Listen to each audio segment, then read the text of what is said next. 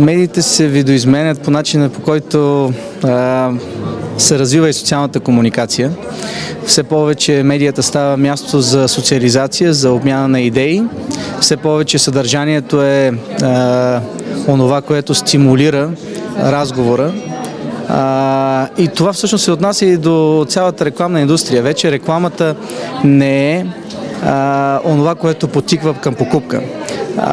На рекламата ние следва и пазара започна да гледа, една голяма част от пазарите започнаха да гледат като на активатор на комуникацията, която всъщност ще доведе до следващата стъпка, начало на комуникация с потребителите. Основната формула на развитие на медиите е създаването на активни общности около тях, които всъщност ще споделят, ще надграждат информацията. Един прекрасен пример за това е, може би, настоящия лидер в това отношение, казва се Guardian. С постоянните си ръстове, с налагането на нови тенденции, нови форми на комуникация. В България вече също се наблюдава движение в тази посока, така че дори в България, което е повече от прекрасно, че се създават и се следват световните тенденции по такъв интересен и добър начин, бих казал. Сигурност рекламните агенции се трансформират. Те се трансформират в посока търсене на решения, свързани с комуникацията. По-скоро си представям рекламните агенции с нов тип определения за длъжностите на своите служители.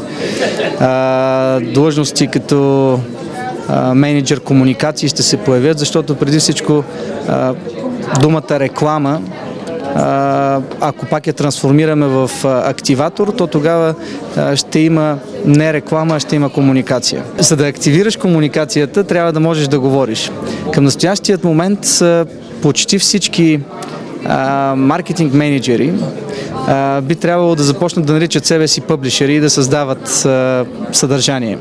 В този смисъл и копирайтерите, и голяма част от креатив екипите ще претърпят трансформация именно в посоката на това, че думата ще се казва, ще бъде съдържание и със сигурност то няма да бъде едно изречение, ще бъде цялостен комуникационен процес. Със сигурност след 5 години ще има, разбира се, онова, което има и в момента. Ще има винаги рекламодател, който обаче от своя страна ще се казва, ще търси, пак казвам, комуникацията и ще се старае да активира.